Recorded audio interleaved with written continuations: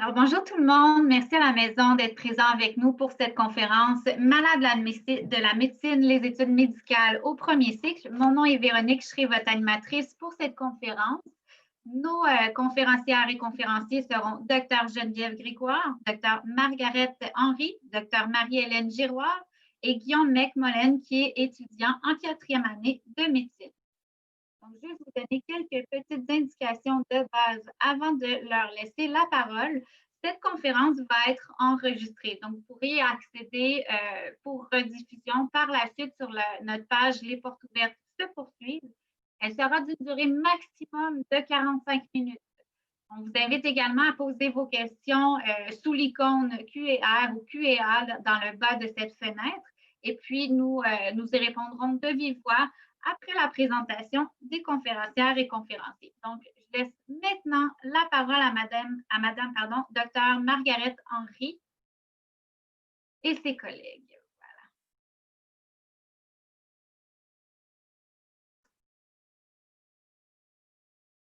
Voilà. Dr Henry, vous pouvez, parfait, ouvrir votre caméra et micro. Génial. Bonjour, alors je suis Dr Geneviève Grégoire, vice-doyenne aux études médicales de premier cycle. Alors, je vais aborder la présentation. Donc, ça nous fait plaisir d'aujourd'hui de vous présenter le programme de médecine. Alors, la médecine, c'est tout un défi scientifique et un défi humain. Donc, si vous rêvez d'une grande université, d'un parcours polyvalent, reconnu, d'avoir de grandes opportunités, l'Université de Montréal offre son programme. Donc, l'Université de Montréal et ses écoles affiliées, en fait, est au Québec le premier pôle d'enseignement supérieur, 3e université au pays pour le volume de ses activités de recherche. Et au monde, l'université est au 73e rang du prestigieux classement Times Higher Education en 2021. Puis en fait, et la faculté de médecine, c'est une des seules facultés de médecine francophones à se retrouver dans le top 100 des facultés de médecine au monde.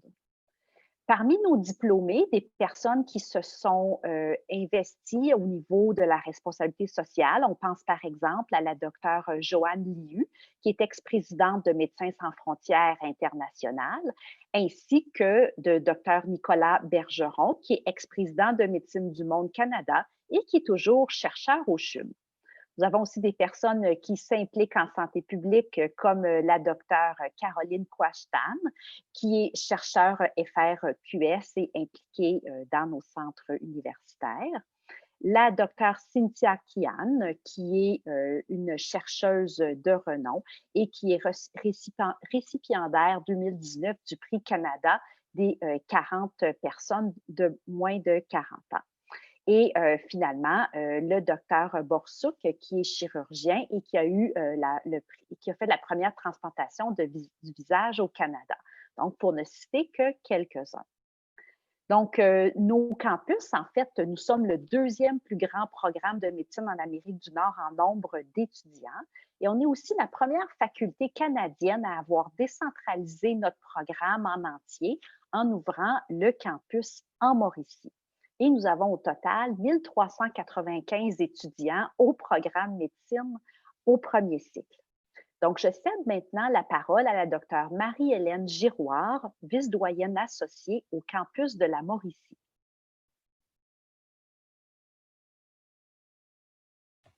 Merci, docteur Grégoire. Bienvenue à tous. Alors, cette année, à la rentrée 2020, 313 nouveaux étudiants ont été admis au programme à la faculté de médecine à l'Université de Montréal et de ceux-ci, 269 ont été admis au campus de Montréal et 44 au campus de la Mauricie. On va maintenant vous parler du processus d'admission. Dans notre processus d'admission, on se base sur 3 critères de sélection. Le premier est le code de rendement académique, le performance au test Casper et les mini-entrevues multiples. On va maintenant vous exposer comment se passent les différentes sélections.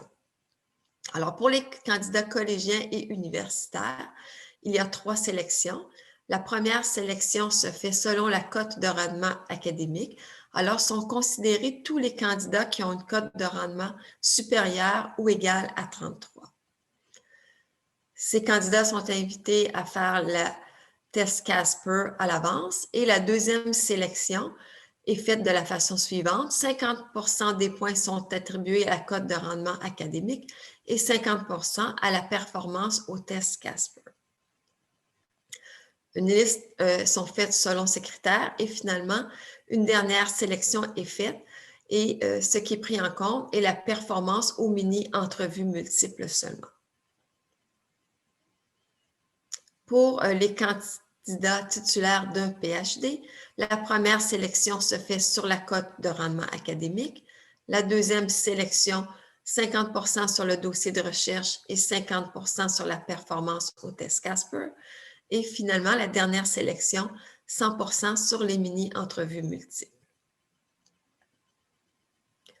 Pour l'examen Casper, vous devez vous enregistrer en ligne et les dates limites pour faire cet examen.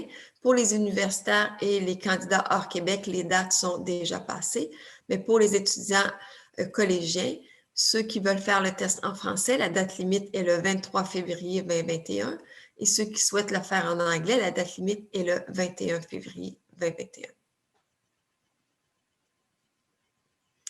L'examen Casper est en fait un test de jugement situationnel qui comprend 12 scénarios. C'est un test qui se fait en ligne, qui est d'une durée de 90 minutes avec une pause au besoin.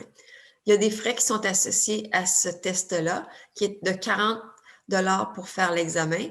Et si vous appliquez dans plus d'une université, mais vous devez débourser 10 $ supplémentaires pour le transfert de vos résultats dans d'autres universités.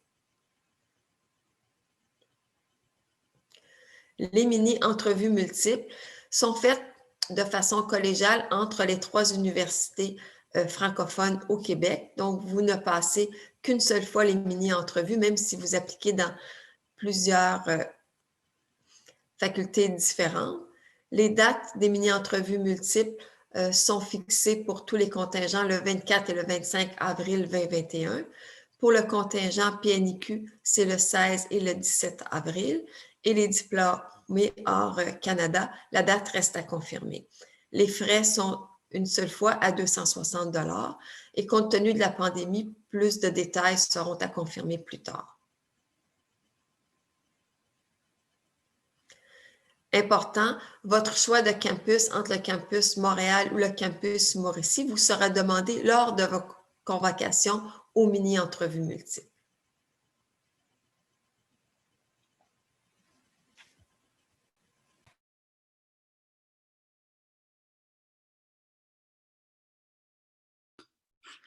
À mon tour de partager avec vous les prochaines informations. Bien sûr, j'ai avancé la diapo avant. Donc je me présente, je suis Margaret Henry, je suis médecin et chirurgienne en fait, et je suis la directrice du programme aux études médicales de premier cycle.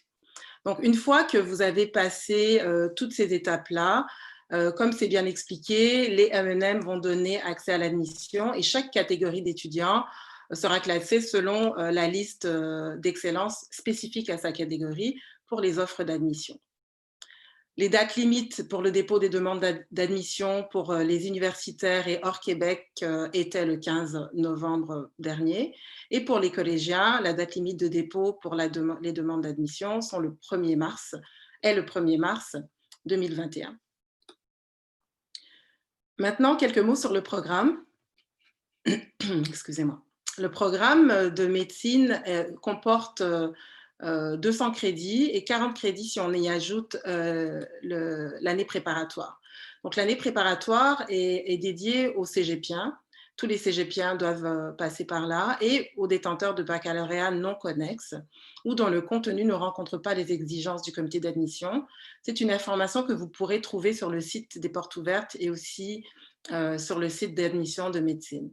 Donc, l'année préparatoire comporte plusieurs cours obligatoires, des sciences biologiques, il y a aussi des notions d'éthique, de psychologie, de sociologie, et une exposition clinique visant la sensibilisation aux patients et aux proches, avec des vacances entre la mi-mai et la fin août pour le début de la première année. Une fois que l'année préparatoire est réussie, il y a un passage automatique en première année. Et une deuxième admission pour ceux qui ont des baccalauréats qui sont connexes en première année directement. Le programme de médecine est particulier en ce sens où les cours se donnent par bloc de cours, à l'année préparatoire également d'ailleurs, mais ce sont des blocs de cours qui sont séparés, donc il y a très rarement 2 cours qui se passent en même temps. Et en même temps que ces cours-là, qui sont comme ceux que vous pouvez voir par exemple en janvier de la première année sciences hématologiques, qui sera suivi par système nerveux, etc. En parallèle à ça, il y a des cours d'introduction à la médecine clinique qui sont des cours qui sont plus longitudinales, où les étudiants vont vraiment apprendre un peu plus l'art de la médecine, de comment questionner un patient et comment l'examiner. Et en deuxième année, ça suit le même schéma avec des cours en bloc et un deuxième cours sur la démarche clinique, qui est le cours qui est longitudinal à ce moment-là, à la session d'automne et d'hiver. Je vais laisser maintenant la parole à Guillaume McMullen, qui est un étudiant en médecine de 4e année dans notre programme des études médicales de premier cycle. Guillaume, je ne sais pas si tu veux te présenter. Bonjour tout le monde, j'espère que vous allez bien. Donc, c'est ça, Dr. Henry l'a bien dit, je suis en 4e année, puis j'ai, pour mon parcours individuel, là, moi je suis aussi passé par l'année préparatoire. Mais pour parler peut-être plus spécifiquement là, de la première, de la 2e année, ça, Dr. Henry l'a bien dit, hein, c'est divisé par blocs, au sein desquels là, les blocs se déclinent en grands sujets qu'on couvre dans ce qu'on appelle, là, que vous voyez ici, les APP. Ça, essentiellement, là, on se regroupe à peu près à 10 étudiants avec un médecin, puis on analyse des cas fictifs. Donc, avec les hypothèses qu'on peut émettre du haut de nos connaissances, on se laisse pour aller lire là-dessus, puis on se regroupe ensuite. Donc, c'est une manière plutôt ludique de voir ça. Comme vous voyez sur la diapo, là, justement, c'est très varié la manière dont on intègre les connaissances, tant par des cours magistraux que les journées de formation clinique, hein, dans le fameux cours d'introduction à la médecine clinique, où on va à l'hôpital, on pratique l'examen physique, on le fait de manière plus pratique, si on veut. Comme plusieurs ateliers là, au centre de simulation où on peut pratiquer des gestes, différentes habiletés là, auprès d'acteurs qui viennent peut-être nous mettre au défi de manière où on s'y attend moins parfois. Et justement, le cours là, de formation, la collaboration interprofessionnelle, ça nous met déjà dans le bain très tôt là, de travailler avec les autres intervenants parce que justement, à l'externat, on commence déjà. Et, voilà, fait que vous avez ici une photo d'une séance d'APP. Donc, c'est ça, on est dans un local en temps normal ou en ligne dans le contexte actuel. Puis, il y a des photos du centre de simulation. Hein, l'homme que vous voyez là, c'est Harvey. Cette fois-ci en Mauricie, avec des étudiants en action. Puis, voilà, on peut en parler un petit peu aussi, hein, parce que les stages, l'exposition ne se résument pas qu'à ce qui se fait dans le contexte des cours ici. Il y a des stages de recherche, entre autres, avec la bourse premier, qui est possible, qui peut se faire à l'été. D'autres stages, là, comme avec Saros, hein, qui vise à s'introduire à la médecine familiale en région, si ça vous intéresse. C'est possible de le faire pendant l'été. Puis d'autres stages IFMSA là, qui se font à l'étranger des fois, comme ici, sur plein de thèmes variés là, qui ont une portée parfois plus humanitaire. Puis plus concrètement, justement, à l'externat, où on a des stages options aussi. Si on parle un peu d'implication sociale, il y a le GISA, hein, le groupe d'intérêt en santé autochtone, qui organise chaque année les mini-écoles de santé, où des étudiants en médecine, comme d'autres programmes de santé, sont invités à aller dans des réserves autochtones, puis présenter là, à des enfants un peu de manière brève notre métier, puis essayer de leur donner la piqûre. Donc, c'est des belles implications à avoir si ça vous intéresse. Sinon, si on en parle un peu plus là, de manière nationale comme internationale, on glisse un mot sur IFMSA qui regroupe des facultés partout dans le monde, des groupes comme Sexpert où c'est possible pour vous d'aller faire de l'éducation à la santé sexuelle dans des écoles secondaires, les curieux mangeurs où on parle d'alimentation auprès d'enfants à l'âge primaire. Sinon, là, il y a une série de conférences, de symposiums qui sont organisés par les étudiants dans des groupes d'intérêt, donc sur toutes les spécialités de la médecine qui peuvent vous intéresser, avec différents congrès aussi là, où vous pouvez assister, que ce soit pour de la recherche ou pour des sujets un peu plus nichés qui piqueraient votre intérêt. Sinon, ben ça, c'était la première, la deuxième année, ce que vous pouvez faire pendant l'été. Et pour ensuite arriver à l'externat, où, comme vous voyez, là, les murs du CHUM derrière moi, c'est là où je suis en ce moment. Essentiellement, là, on fait de la rotation de stages dans toutes les grandes disciplines de la médecine. On peut penser à des disciplines chirurgicales, de médecine interne, de médecine familiale, mais aussi des disciplines à une portée peut-être plus sociale. Donc, comme vous voyez ici, l'engagement social, des soins palliatifs, un stage de médecine communautaire, où on s'introduit à la santé publique, ce qui est bien pertinent dans le contexte actuel, on s'entend, avec aussi là, des stages à option, où c'est possible pour vous là, de sélectionner, d'aller explorer des disciplines qui vous intéressent plus particulièrement, d'aller cibler certaines lacunes sur lesquelles vous voulez travailler. Bref, là, de s'orienter un peu selon notre parcours tout en acquérant là, les compétences requises par le programme. Donc, vous voyez ici des externes en stage. Sans oublier, il y a la vie sociale. Hein, à l'AIMOP, c'est l'association étudiante où moi, je suis représentant de ma cohorte. On se fait un devoir d'organiser des activités le plus variées possible. Donc, autant dans du social qu'on peut plus imaginer que du culturel. Il y a la pièce de théâtre que les deuxièmes organisent chaque année, le défilé de mode, les fameux Med Games, hein, où chaque année, on a des disciplines sportives qui opposent des étudiants de toutes les facultés au Québec et au Canada. Une série d'événements pendant lesquels on pourrait se jaser longtemps. Donc, on vous a présenté le programme de médecine lui-même qui donne, ce qui est un doctorat de premier cycle, qui donne le diplôme MD. À la fin, il y a un jumelage afin d'aller vers une spécialisation, soit en médecine de famille ou dans une autre spécialité. Ce jumelage-là se fait au niveau pan-canadien, donc les étudiants peuvent continuer la résidence ou bien à l'Université de Montréal ou bien dans une autre université. Et ces formations-là en spécialité durent entre 2 et 6 ans. Puis autant les étudiants de Montréal que de la Mauricie ont accès à toutes ces spécialités-là. Donc, pourquoi choisir l'Université de Montréal? Bien, en fait, les professeurs sont très nombreux. On a un grand réseau de professeurs dévoués, reconnus pour l'enseignement. Notre réseau est très diversifié, part d'hôpitaux ultra spécialisés, que l'on pense au CHUM, à l'Institut de cardiologie, à l'hôpital Mère-Enfant Sainte-Justine, par exemple, des hôpitaux très diversifiés. Il y a aussi des milieux communautaires et des milieux en région éloignée. Il y a de grandes opportunités de faire de la recherche et beaucoup d'étudiants en font pendant l'été, que ce soit à l'université ou dans nos centres hospitaliers affiliés. Et il y a une grande sélection de programmes de résidence auxquels que vous pouvez mieux explorer puisque un très grand nombre est disponible à l'Université de Montréal. Alors, selon nos étudiants, ce que les études représentent pour eux, bien évidemment, il y a beaucoup d'apprentissage, d'opportunités, de recherche, mais aussi on pense à l'équité, à l'inclusion, à la communication, au service aux populations vulnérables, à l'accès aux soins. Donc, vous voyez comme nos étudiants sont impliqués dans la société pour le bien de chacun. Alors, en résumé, la médecine, c'est une profession passionnante, riche de défis. Alors, si vous avez le goût de relever le défi, notre programme vous attend.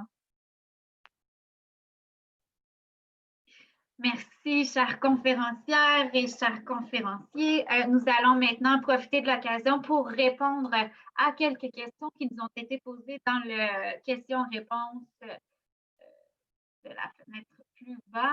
Donc, nous allons commencer. Je vais vous poser les questions de vive voix, puis je vous laisserai la parole. Donc, Catherine nous demande, bonjour, j'ai vu qu'il y avait une année préparatoire avant le doctorat de premier cycle en médecine pour les collégiens. Cela dit, je me demandais si nous sommes admis à la première année, serons-nous admis directement au doctorat l'année suivante? Donc, est-ce que ça prend une certaine sélection supplémentaire, une démarche supplémentaire à faire? Donc, vous êtes automatiquement, quand quelqu'un a une offre et pour l'année préparatoire, automatiquement, c'est pour l'ensemble du cours de médecine. Donc, il faut réussir l'année préparatoire avec une moyenne de 2, ce qui est facile à obtenir. Alors, en fait, 99,9% des étudiants réussissent l'année préparatoire et passent automatiquement en première année sans refaire de demande d'admission. Super, merci. On a beaucoup de questions qui entrent, on l'imagine bien. Donc, serait-il utile d'avoir une lettre de recommandation avec sa candidature pour augmenter ses chances d'entrée dans le programme? Il n'y a pas de lettres de recommandation qui sont requises comme critères de sélection. Les critères de sélection que vous voyez, dont on a parlé tout à l'heure, sont les seuls qui sont considérés. Parfait. Donc, comme je l'ai, en fait, j'ai partagé le lien dans le clavardage, en fait, le lien vers la page descriptive du programme de médecine. Vous y trouvez toutes les conditions d'admissibilité. Donc, passons à une autre question. Si on a 12 crédits et plus, mais moins que 60 crédits, est-ce qu'un DEC en sciences, dans quelle catégorie je vais faire partie? Qu'est-ce qui va être analysé? Dans le fond, ce que je comprends, c'est que l'étudiant a un DEC et qu'il a entamé des études universitaires non complétées. Donc, les étudiants en cours de bac ne sont pas admissibles pour le doctorat en médecine à l'Université de Montréal. Donc, l'étudiant doit ou bien arrêter ses études après son cégep et à ce moment-là postuler dans ce contingent, et sinon, il doit compléter son bac avant ou être en fait dans le dernier trimestre, là, qu'il ne lui reste que le trimestre d'hiver à compléter avant de pouvoir entrer à nouveau en médecine. Merci beaucoup. Une autre question, en fait, on demande, est-ce qu'il y aura des MEM cette année considérant la situation qu'on vit? Oui, les MEM sont prévus jusqu'à preuve du contraire. Donc oui, il y aura des MEM cette année. Parfait, merci beaucoup. On demande pour la catégorie universitaire, est-ce que vous tenez compte de toutes les notes obtenues après le secondaire, dans le fond, et du DEC, et des résultats universitaires de premier cycle et des résultats universitaires du cycle supérieur? Pour les candidats à la maîtrise, oui, c'est tout considéré. Puis en fait, vous pouvez avoir plus de renseignements au niveau du SAR de l'université parce que c'est eux qui calculent les cotes des étudiants. Et pour les PhD, on vous l'a décrit, là, le mode de sélection est un petit peu différent. Parfait. Oui, effectivement, je vous partagerai un lien pertinent, en fait, comprendre l'évaluation qui pourra certainement vous aider. Je vous le donne maintenant. Faire deux choses en même temps. Parfait. Donc, on a répondu à cette question-là. Est-ce que les stages sont rémunérés? Non, les stages à l'externat comme étudiants en médecine ne sont pas rémunérés. Après le doctorat en médecine, à partir de la résidence, c'est à ce moment-là qu'il y a une rémunération qui est associée au service qui est offert par les résidents en même temps que l'enseignement qui est reçu. Parfait. Donc, en fait, on y a quand même déjà répondu, peut-être répéter, là, combien de crédits les étudiants universitaires doivent avoir acquis pour être admissibles. Donc, on le répète, c'est vraiment tout étudiant qui a commencé des études universitaires doit compléter son programme, en fait, son baccalauréat pour pouvoir déposer une demande dans ce programme-là. Donc, y a-t-il des programmes, une question qui revient souvent, hein, y a-t-il des programmes privilégiés pour la provenance des étudiants universitaires? Marie-Hélène, Oui, il n'y a pas de programme qui permette d'entrer plus qu'un autre. Il faut choisir un programme qui pourrait devenir notre plan A pour le reste de notre vie. Ceci étant dit, il y a certains programmes qui ne nécessitent pas le passage par l'année préparatoire. Alors, si c'est votre plan A, la liste est sur les critères d'admission de ces différents programmes-là. Il y a environ 10 programmes qui permettent d'accéder directement en première année plutôt que passer par l'année préparatoire. Mm-hmm. Et il n'y a pas de programme qui est privilégié par rapport à un autre. Il y a des ingénieurs, des avocats, des personnes d'administration. C'est vraiment assez varié, les personnes qui entrent en médecine. Parfait. Donc, pour combien de temps est-ce que le test CASPER est-il valable? Le test est valable 1 an et ne peut d'ailleurs pas être répété plus qu'une fois par année. Génial. Ensuite, je les lis en même temps. Donc, quelle est la différence principale entre les deux campus? Merci pour votre présentation. Docteur Giroir? Oui, j'ouvre mon micro. Le programme est le même sur les deux campus. La différence est le milieu de vie et la cohorte qui est plus petite en Mauricie par rapport à celle de Montréal. Mais le programme est exactement le même en temps réel. Les examens sont les mêmes sur les deux campus. le programme tel qu'il est décrit est exactement le même. Parfait. Donc, on demande, en fait, quels sont les bacs pouvant permettre de ne pas faire l'année préparatoire. On l'a mentionné tout à l'heure. Je pense qu'il y a une liste qui est disponible sur la fiche descriptive, les conditions d'admission de médecine, dont le lien apparaît dans le clavardage. Donc, pouvons-nous toujours rentrer en médecine en faisant plus de 4 sessions au cégep? Aussi, sommes-nous obligés de faire des heures de bénévolat pour améliorer notre dossier? Donc, le cégep doit être complété, mais il n'est pas obligatoire que ce soit à l'intérieur de 4 sessions. Ça peut être sur plus de sessions que 4 sessions. Et en fait, le bénévolat va venir enrichir votre expérience, va vous préparer aux entrevues, va vous préparer au CASPER parce qu'il faut voir le bénévolat comme une opportunité de développement personnel, mais il n'y a pas de points comme tel donné pour le bénévolat lorsque l'on classe les dossiers pour l'admission. Parfait, mais j'imagine que le fait de faire du bénévolat, c'est quand même un atout. On acquiert une expérience, donc on se donne beaucoup plus d'outils, évidemment, peut-être pour les entrevues aussi. Donc, parfait. Donc, on va aller voir d'autres questions. Donc, ça, on y a répondu. Pourriez-vous confirmer si l'accès au premier cycle est ouvert aux lycéens français avec le bac français? Oui, c'est accessible aux lycéens et le SAR a une manière de calculer les cotes pour ses étudiants. Parfait. Doit-on également compléter 5 années en pharmacie avant d'appliquer pour le programme de médecine? Ça, faudrait que je vérifie pour cette question-là. Oui, ben, je peux le confirmer. C'est qu'effectivement, si on commence un programme de doctorat de premier cycle en pharmacie, il faut effectivement l'avoir complété avant de pouvoir déposer une demande en médecine. Donc, on demande également par rapport au MEM, en fait, comment ça fonctionne? Qu'est-ce qui est évalué au MEM? Les MEM sont vraiment une façon d'évaluer d'une certaine manière les autres compétences transversales que les pures notions académiques que vous avez accumulées au cours des années d'études. Donc, ce qu'on veut voir, c'est le sens éthique, la collaboration, la communication, etc. Ce genre de compétences qui ne seront pas acquises seulement en lisant puis en étudiant très, très, très, très fort. Donc, tout à l'heure, on parlait du bénévolat, mais toute implication qui est autre que les études vont aider à acquérir toutes ces compétences-là qu'on va pouvoir rechercher puis démontrer, que vous pourrez démontrer lors des MEM, et comme le CASPER aussi d'ailleurs. Parfait. Et on demande, avez-vous une idée de comment ça fonctionne techniquement, en fait, les MEM? En fait, ce sont de multiples stations. Donc, c'est 10 stations. Certaines ont un acteur avec qui il faut interagir. Et dans d'autres stations, on est simplement avec un intervieweur finalement. Mais il y a vraiment un thème à chaque station. Il y a une introduction. Donc, on discute à partir d'un thème avec la personne.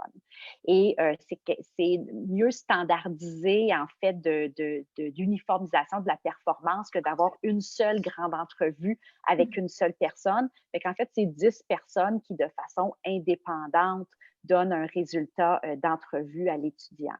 Donc, les entrevues aussi, l'entrevue ne se fait qu'une fois pour les universités francophones, que vous ayez été convoqué à 1, 2 ou 3 universités. Et le résultat est mis en commun. C'est les mêmes scénarios que vous soyez convoqué à l'entrevue à Montréal, à Sherbrooke ou à Québec. Parfait, merci beaucoup. Ensuite, on a une autre question. Est-ce qu'il y a des notions que vous nous encouragez à réviser pendant l'été avant de commencer notre année préparatoire en médecine?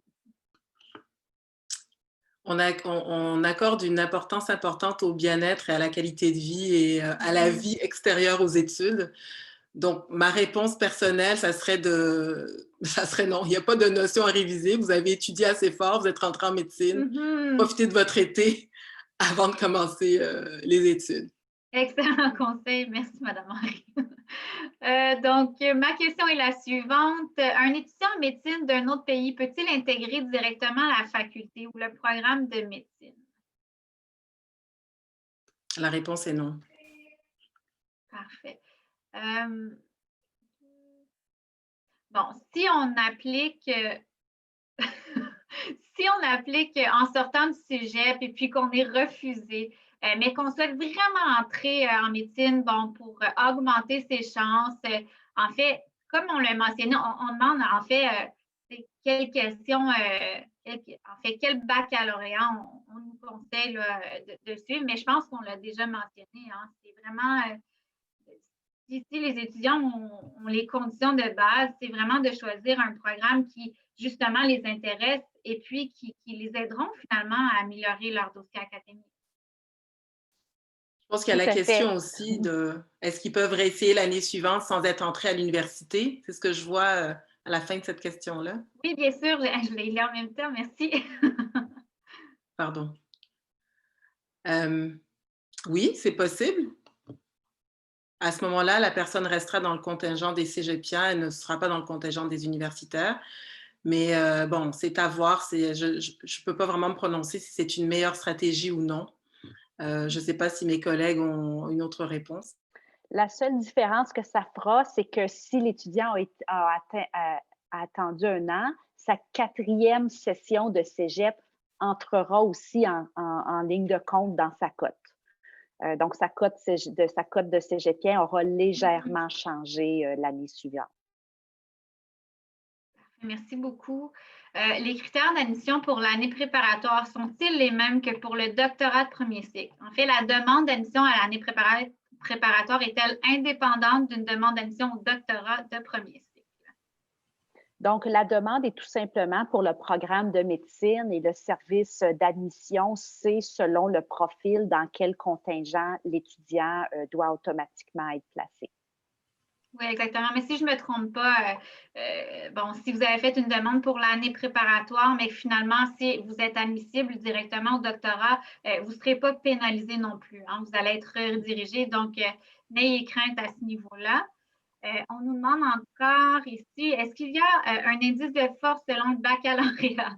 Donc, parfait. Donc, par exemple, est-ce que la cote universitaire d'un bac en droit vaut plus qu'un bac en psychologie?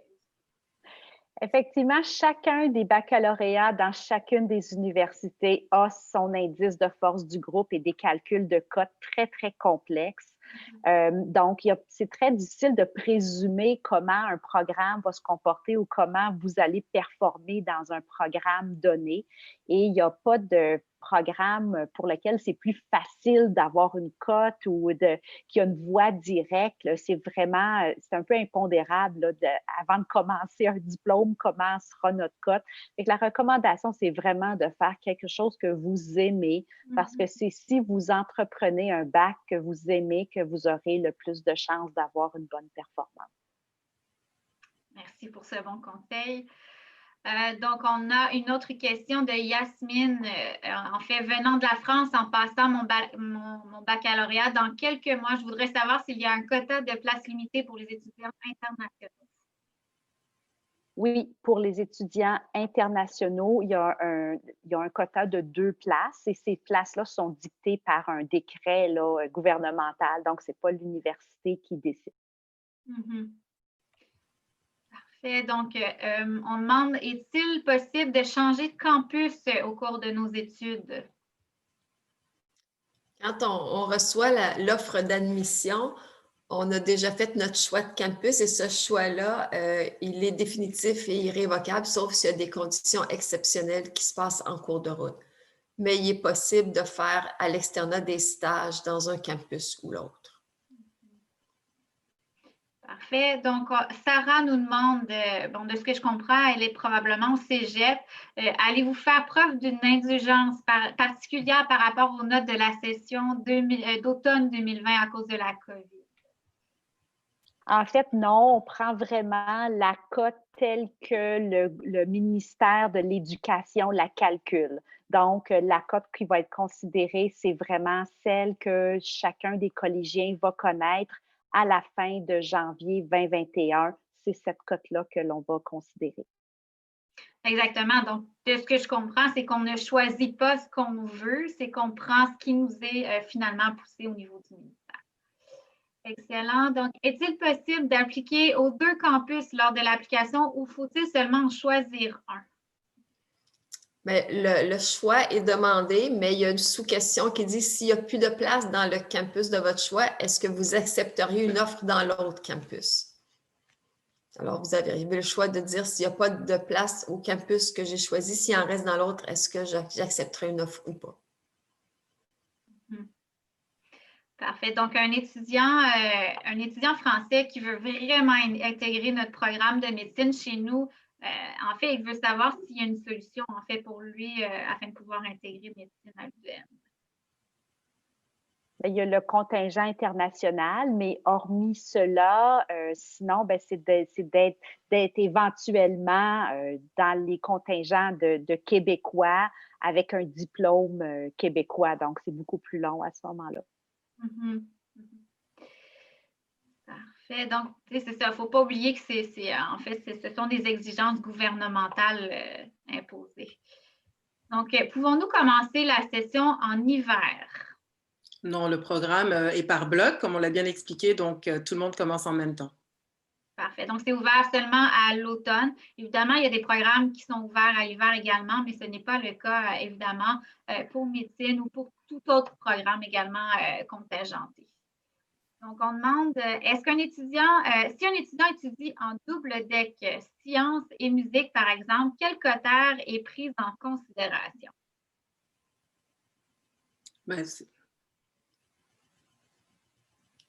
À ma connaissance, le ministère de l'Éducation va n'émettre qu'une cote à la fin des doubles decks, qui tient en compte quand même la difficulté de ces programmes-là, mais on prend vraiment la cote calculée par le ministère de l'Éducation.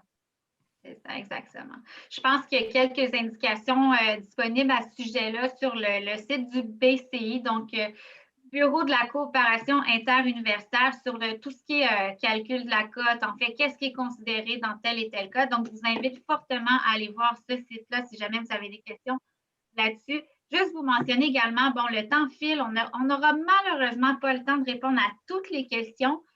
Toutefois, cette conférence-là, comme je vous disais au début, elle est enregistrée et sera disponible évidemment pour rediffusion sur la page des portes ouvertes se poursuivre. Mais si jamais vous avez des questions sur les conditions d'admission, n'hésitez surtout pas à contacter le service de l'admission et du recrutement. Ils sont là pour vous répondre par courriel, par téléphone, par clavardage. Donc, n'hésitez surtout pas à les contacter. On va prendre quelques autres questions. Parfait. Donc, si nous ne sommes pas à l'Université de Montréal et sommes présentement en train de compléter un bac, doit-on finir celui-ci avant d'appliquer en médecine à l'UDM? Je comprends qu'on en ait parlé, mais ce n'est pas clair si c'est seulement des exigences pour les étudiants déjà à l'UDM. Donc, vous êtes effectivement éligible à la médecine, mais c'est la même condition. Vous devez compléter le bac avant d'être éligible pour l'Université de Montréal. Parfait. Donc là, je vais essayer de prendre des questions au hasard qui nous restent. Bon. Donc, les questions sur les universitaires reviennent beaucoup. Donc, on répète qu'on doit compléter évidemment un baccalauréat lorsqu'on en a entamé un. Est-ce que les MEM auront lieu virtuellement cette année? Donc, il est bien possible qu'il soit virtuel. Ça sera confirmé sur le site là, quand on en sera certain, mais on travaille effectivement sur ce scénario. Donc, Laura nous demande, un étudiant collégial ayant réussi tous ses cours prérequis, a-t-il la possibilité d'être admis pour l'année préparatoire, si non admis au doctorat, ou est-ce que pour ceux qui n'ont pas eu ou est-ce seulement pour ceux qui n'ont pas eu ces cours? Donc, les cours prérequis du cégep sont vraiment prérequis. Donc, sinon, c'est impossible d'être admis en médecine et tous ces prérequis-là donnent accès à l'année préparatoire. Donc, on le mentionne, c'est ça, ce sont des cours préalables, donc ils doivent être réussis avant l'entrée dans le programme. Donc, je vais prendre une dernière petite question. Selon vous, quel est l'avantage d'avoir une année préparatoire, de passer par l'année préparatoire ou de passer directement par le doctorat? En fait, l'année préparatoire vient vraiment consolider les sciences de base, autant en sciences fondamentales, anatomie, biochimie, physiologie, par exemple, qu'en sciences humaines. Parce qu'une fois en première année, quand on attaque les systèmes, ça va très, très rapidement vers la clinique, la pathologie. Donc, c'est vraiment une opportunité de consolider la matière avant de la mettre en pratique dans les différents systèmes en première et en deuxième année.